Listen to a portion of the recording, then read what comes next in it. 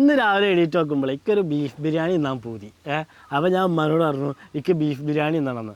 അപ്പം തന്നെ ഉമ്മ പറയാണ്, നീ എന്നാ പോയിട്ട് ബീഫ് വാങ്ങിക്കൊണ്ടുപോയോ, അത് രാവിലെ പോയാലല്ലേ കിട്ടുള്ളൂ.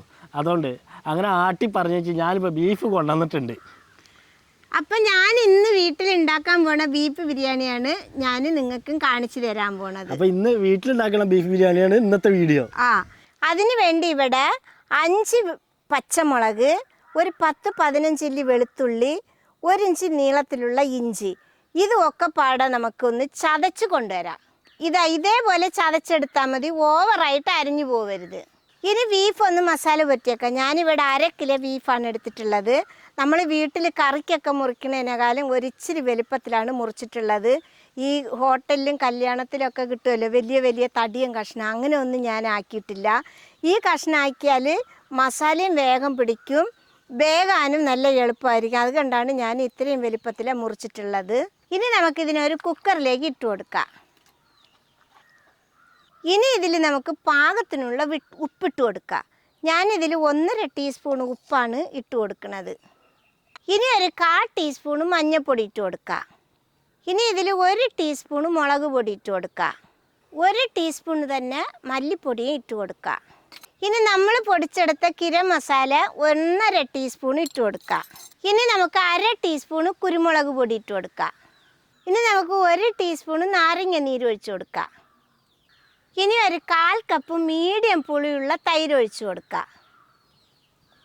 ഇനി നമ്മൾ നേരത്തെ ചതച്ച് വെച്ചിരുന്ന ഇഞ്ചി, വെളുത്തുള്ളി, പച്ചമുളക് അതിട്ട് കൊടുക്കാം. ഇനി ഒരു മീഡിയം വലിപ്പത്തിലുള്ള തക്കാളി ചെറുതായിട്ട് അരിഞ്ഞത് അതിട്ട് കൊടുക്കാം. ഇനി നമുക്ക് ഇതൊക്കെ പാടൊന്ന് നന്നായിട്ട് മിക്സാക്കി എടുക്കാം. തൈരും മസാലയും ഇറച്ചിയും എല്ലാം പാടൊന്ന് നന്നായിട്ട് മിക്സായി വരട്ടെ. ഇത് കണ്ടില്ലേ മക്കളെ, നല്ല അടിപൊളിയായിട്ട് മിക്സായിട്ടുണ്ട്. എല്ലാ ഇറച്ചി കഷ്ണങ്ങളിലും മസാലയൊക്കെ നന്നായിട്ട് പിടിച്ചിട്ടുണ്ട്, കണ്ടില്ലേ. ഇനി ഇത് 1 മണിക്കൂർ ഇവിടെ ഇരിക്കട്ടെ. ഇനി ഞാനിവിടെ മീഡിയം സൈസിലുള്ള 3 വലിയ ഉള്ളി നീളത്തിൽ അരിഞ്ഞെടുത്തിട്ടുണ്ട്. അത് നമുക്കിനി പൊരിച്ചെടുക്കാം. ഞാനിവിടെ ഒരു പാത്രം ചൂടാവാൻ വെച്ചിട്ടുണ്ട്. അതിൽ ഉള്ളി പൊരിച്ചെടുക്കാൻ 5 ടേബിൾ സ്പൂൺ നെയ്യ് ഒഴിച്ചു കൊടുക്കുക. ഞാൻ ഈ പാത്രത്തിൽ തന്നെ ചോറുണ്ടാക്കുന്നത് കേട്ടോ. ഇനി നമുക്കിതിൽ ഒരു 5 ടേബിൾ സ്പൂണ് ഓയിലും കൂടി ഒഴിച്ചു കൊടുക്കാം. ഞാനിവിടെ സൺഫ്ലവർ ഓയിലാണ് എടുത്തിട്ടുള്ളത് കേട്ടോ. എണ്ണ ഒന്ന് ചൂടായി വന്നാൽ നമുക്ക് ഇതിൽ തന്നെ കുറച്ച് അണ്ടിപ്പരിപ്പ് മുന്തിരിയായിട്ട് പൊരിച്ചെടുക്കാം. നമുക്കിതൊന്ന് ഇളക്കി ഒന്ന് കളർ മാറിയാൽ ലേശം മുന്തിരി ഉണങ്ങിയത് ഇട്ട് കൊടുക്കാം. മുന്തിരി ഒന്ന് വീർത്ത് വരട്ടെ, അതുവരെ നമുക്ക് ഇളക്കി കൊടുക്കാം. അപ്പം നമ്മുടെ മുന്തിരിയൊക്കെ വീർത്ത് വന്നിട്ടുണ്ട്, കണ്ടില്ലേ. നമുക്കിനി ഇത് കോരിയെടുക്കാം.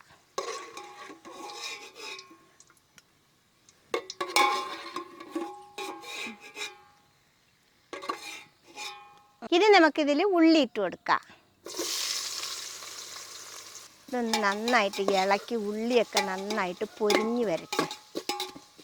നല്ല ഗോൾഡൻ കളറായിട്ട് പൊരിഞ്ഞ് വരണം കേട്ടോ മക്കളെ. ഈ നെയ്യും എണ്ണയും 1 കിലോ അരിക്ക് ബിരിയാണി വെക്കണത് വരെ ഇത്രയും എണ്ണ മതിയാവും കേട്ടോ. ഇപ്പോൾ ഇത് കണ്ടില്ലേ മക്കളെ, നമ്മുടെ ഉള്ളി നന്നായിട്ട് മൊരിഞ്ഞ് വന്നിട്ടുണ്ട്. നമുക്കിനി ഇറക്കി വെച്ചിട്ട് കോരിയെടുക്കാം, അല്ലെങ്കിൽ കരിഞ്ഞു പോകും.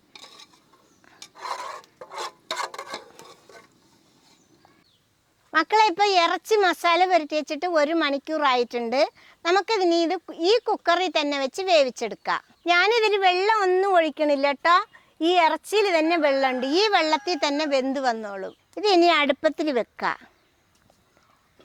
1 വിസിൽ വരുന്നവരെ നല്ല തീ വെക്കുക. പിന്നെ 4-5 വിസിൽ വരുന്നവരെ മീഡിയം തീ വെച്ച് വേവിച്ചെടുക്കുക. ഇപ്പം നമ്മളെ ബീഫ് ഒരു 4-5 വിസിൽ വന്നിട്ടുണ്ട്. ഇനി നമുക്ക് ഇളക്കാതെ ഇങ്ങനെ അങ്ങ് ഇറക്കി വെക്കാം. ഇവിടെ ഇരിക്കട്ടെ. നമ്മുടെ ഇറച്ചി വെന്ത് ഗ്യാസൊക്കെ പോയിട്ടുണ്ട്. ഇനി നമുക്ക് തുറന്ന് നോക്കാം. അയ്യവാ, ഇത് കണ്ടില്ലേ മക്കളെ, ഇറച്ചിയൊക്കെ നന്നായിട്ട് വെന്തിട്ടുണ്ട്. ഇതിനി ഇവിടെ ഇരിക്കട്ടെ. ഇപ്പം നമ്മൾ ഉള്ളി പൊരിച്ചതിൽ ഇത്രയും എണ്ണ ബാക്കിയുണ്ട്. ഇനി നമുക്കിതിലൊരു പകുതി എണ്ണ മാറ്റിയെടുക്കാം. ഇത്ര എണ്ണ അടുപ്പത്ത് വെക്കാം. ഇനി നമ്മുടെ എണ്ണ ഒന്നുകൂടി ഒന്ന് ചൂടായി വരട്ടെ. അതിന് നമ്മുടെ എണ്ണ പിന്നെയും ചൂടായി വന്നിട്ടുണ്ട്. 3 ഏലക്ക ഇട്ട് കൊടുക്കുക.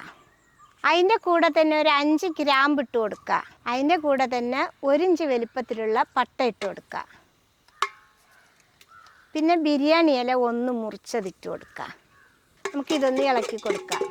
ഇപ്പം ഇതൊക്കെ ഒന്ന് പൊരിഞ്ഞു വന്നിട്ടുണ്ട്. ഇനി ഇതിൻ്റെ നമുക്ക് ഒരു 3 കപ്പ് വെള്ളം ഒഴിച്ചു കൊടുക്കണം.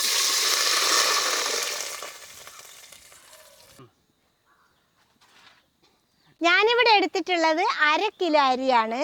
എത്ര കിലോ അരി എടുത്താലും ഒരു പാത്രം വെച്ച് അരി അളന്നിട്ട് വേണം എടുക്കാൻ. നമ്മൾ ഏത് പാത്രത്തിലാണോ അളക്കണത് ആ പാത്രത്തിൽ തന്നെ വെള്ളം എടുക്കണം. അത് ഒരു പാത്രം അരിക്ക് 1.5 പാത്രം വെള്ളം കണക്കാക്കിയിട്ട് ഒഴിച്ചിട്ട് വേണം നമ്മൾ ബിരിയാണി ഉണ്ടാക്കാൻ എടുക്കാൻ. ഇനി വെള്ളത്തിലേക്ക് 1 ടേബിൾ സ്പൂണ് നാരങ്ങ നീര് ഒഴിച്ചു കൊടുക്കുക. ഇനി നമുക്കിതിന് പാകത്തിനുള്ള ഉപ്പിട്ട് കൊടുക്കാം. ഉപ്പിടുമ്പോൾ വെള്ളത്തിൽ ലേശം ഉപ്പ് കൂടി നിൽക്കണ പോലെ വേണം ഇടാൻ കേട്ടോ. ഇനി പൊരിച്ച് വെച്ച ഉള്ളിൽ നിന്നും ഒരു പിടി ഉള്ളി ഇതിലേക്ക് ഇട്ട് കൊടുക്കുക. ഇതിന് നമുക്ക് ഒക്കെപ്പാടെ ഒന്ന് ഇളക്കി ഉപ്പൊക്കെ പാകം നോക്കി ഒന്ന് തിളച്ച് വരട്ടെ. അതുവരെ നമുക്ക് വെയിറ്റ് ചെയ്യാം. ഇതിന് വേണ്ടിയിട്ടുള്ള അരി ഞാൻ നന്നായിട്ട് കഴുകി വെള്ളമൊക്കെ തോർത്തി വെച്ചിട്ടുണ്ട് കേട്ടോ. ഇനി നമ്മുടെ വെള്ളം നന്നായിട്ട് തിളച്ച് വന്നിട്ടുണ്ട്. അതിലേക്ക് ഈ അരി അങ്ങ് ഇട്ട് കൊടുക്കാം. ഇനി നമുക്ക് ഈ അരി തിളയ്ക്കണ വരെ നല്ല തീ വെച്ച് കൊടുക്കാം കേട്ടോ. ഇത് കണ്ടില്ലേ മക്കളെ, അരി ഒന്ന് ഇതേപോലെ തിളച്ച് വന്നിട്ടുണ്ട്. ഇനി നമുക്കൊന്ന് ഇളക്കിയിട്ട് ഒന്ന് മൂടി വെച്ചിട്ട് നമുക്ക് ചെറിയ തീയിൽ വെച്ച് വേവിക്കാം. ഇതിൻ്റെ വെള്ളമൊക്കെ വറ്റിച്ചെടുക്കണം. അതിന് ചെറിയ തീ വെച്ചിട്ട് ഒരു 6-7 മിനിറ്റ് വേണ്ടി വരും കേട്ടോ. നമ്മൾ അരി ഇട്ടിട്ട് ഇപ്പോൾ 7 മിനിറ്റ് ആയിട്ടുണ്ട്. ഇതിൻ്റെ വെള്ളമൊക്കെ വറ്റിയിട്ടുണ്ട്. കണ്ടില്ലേ, ഒരു തുള്ളി വെള്ളം ഇതിലില്ല. ഇനി നമുക്കിത് ഇറക്കി വെക്കാം. ഇനി നമ്മുടെ ഇറച്ചി ഒന്ന് അടുപ്പത്ത് വെക്കാം. ഈ ഇറച്ചി ഒന്ന് തിളച്ച് വരട്ടെ. ഇപ്പം നമ്മളെ ബീഫ് നന്നായിട്ട് തിളച്ച് വന്നിട്ടുണ്ട്. ഈ സമയത്ത് നമുക്ക് നമ്മൾ പൊരിച്ച് വെച്ച ഉള്ളിയിൽ ഒരു 1/4 ഭാഗം ഇതിലേക്ക് ഇട്ട് കൊടുക്കാം. ഇനി ഇത് നന്നായിട്ടൊന്ന് ഇളക്കി കൊടുക്കാം.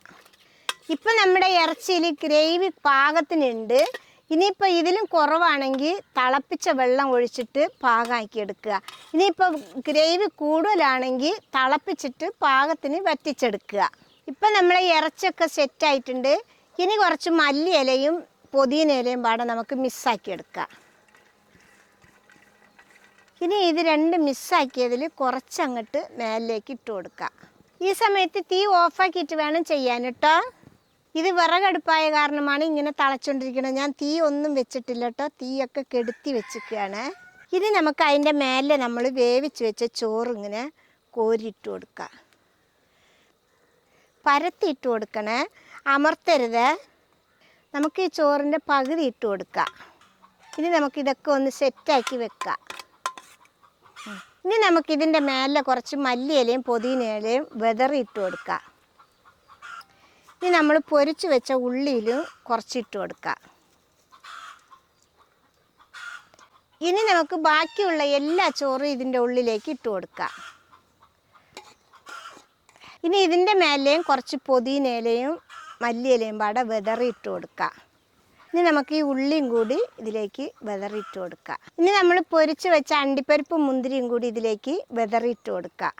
ഇനി ഇത് നമുക്ക് മൂടി വെച്ചിട്ട്, നിങ്ങൾ സ്റ്റൗവിലാണ് വെക്കുകയാണെങ്കിൽ ഏറ്റവും കുറഞ്ഞ തീയിൽ വെച്ചിട്ട് നമുക്ക് ദമ്മ് ചെയ്തെടുക്കണം. ഞാനിപ്പോൾ അടുപ്പത്തായതുകൊണ്ട് കത്തിച്ചിട്ടൊന്നുമില്ല. ആ അടുപ്പത്തിലുള്ള കനൽ കൊണ്ട് തന്നെ ഇത് ദം ചെയ്ത് വരട്ടെ. ഇത് വിസിലില്ലാതെയാണ് മൂടി വെച്ച് കൊടുക്കുക കേട്ടോ. ഇപ്പം നമ്മുടെ ചോറ് വെച്ചിട്ട് 12 മിനിറ്റ് ആയിട്ടുണ്ട്. നമുക്ക് ഇനി ഇത് ഇറക്കി വെക്കാം. ഒരു 1/2 മണിക്കൂർ അങ്ങനെ ഇരിക്കട്ടെ, എന്നിട്ട് നമുക്ക് തുറക്കാം. അപ്പം മക്കളെ, നമ്മളെ ബീഫ് ബിരിയാണിയൊക്കെ റെഡിയായി വന്നിട്ടുണ്ട്. നമുക്കിനി പാത്രത്തിലേക്ക് വിളമ്പി കൊടുക്കാം. അപ്പം മക്കളെ, നമ്മൾ ഇറച്ചിയൊക്കെ എടുത്ത് മേലെ വെക്കാം. കണ്ടില്ല, അപ്പം നമ്മൾ സിമ്പിളായിട്ടുണ്ടാക്കിയ ബീഫ് ബിരിയാണി റെഡി ആയിട്ടുണ്ട്. അപ്പം മക്കളെ, ഈ ബിരിയാണി സിമ്പിളായിട്ട് ഉണ്ടാക്കാൻ പറ്റും. ഒരു വട്ടമെങ്കിലും ഞാൻ ഉണ്ടാക്കിയതുപോലെ നിങ്ങളും കൂടി ഉണ്ടാക്കി നോക്കണം. ഉണ്ടാക്കിയിട്ട് എങ്ങനെയുണ്ടെന്ന് കമൻറ്റിൽ എഴുതി അറിയിച്ചാൽ മതി. ഇഷ്ടപ്പെട്ടാൽ സബ്സ്ക്രൈബ് ചെയ്യുക, ലൈക്ക് ചെയ്യുക, കമൻറ്റ് ചെയ്യുക, ഷെയർ ചെയ്യുക. മക്കളെ ഫോളോ ചെയ്യാനും കൂടി മറക്കരുതേ.